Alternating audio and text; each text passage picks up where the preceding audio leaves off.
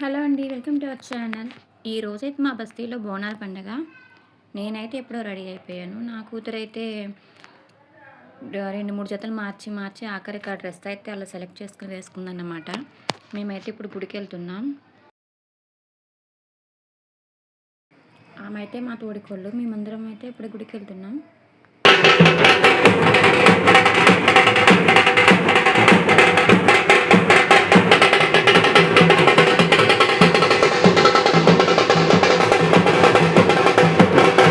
Film నగర్లో వచ్చేసి మొత్తం 18 బస్తీలు.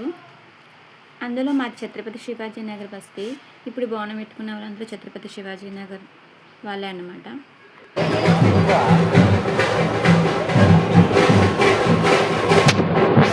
లాస్ట్ ఇయర్ అయితే మా పాప బోనం ఎత్తుకుందన్నమాట. ఈ సంవత్సరం అయితే ఇంకా ఎత్తిపించలేదు నేనైతే. నెక్స్ట్ ఇయర్ చూద్దాం అనేసి.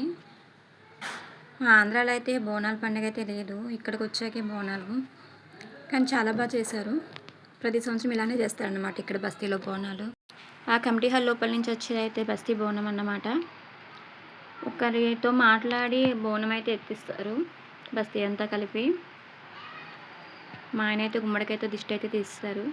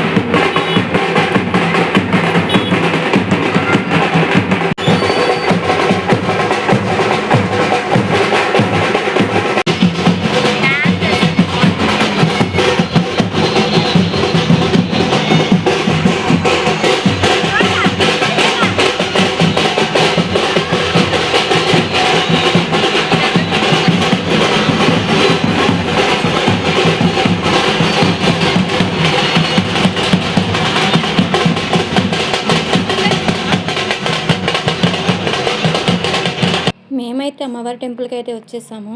గుడి అయితే మామూలుగా లేదు, చాలా రష్ ఉంది. ఫిలిం నగర్ 18 బస్తీల్లో కొన్ని బస్తీలు అయితే ఇవాళే చేస్తారనమాట మంగళవారం. ఇంకొన్ని బస్తీలు రేపు ఆదివారం జరుపుకుంటారు. సగం బస్తీలకు కూడా గుడి అయితే నిండిపోయింది. చూడండి ఎంతమంది జనం ఉన్నారో. అసలు అడుగు తీసి అడిగడానికి కూడా లేదన్నమాట.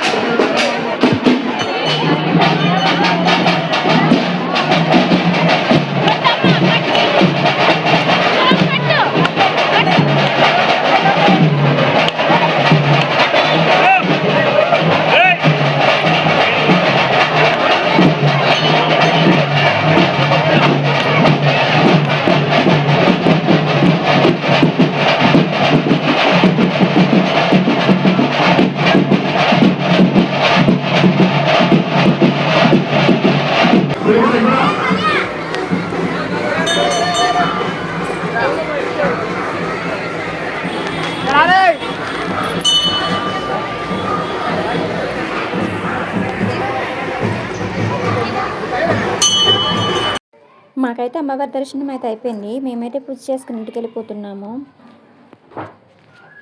ఎవరు అప్పటికే మీరైపోయింది. మేము ఇంటికి వెళ్తుంటే ఇంకా వస్తువులు వాళ్ళు అయితే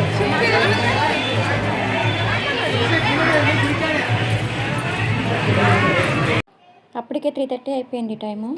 మేము ఇంటికి వెళ్తుంటే ఇంకొంతమంది వస్తున్నారు బోనం తీసుకుని. మేమైతే వెళ్ళిపోతున్నాం.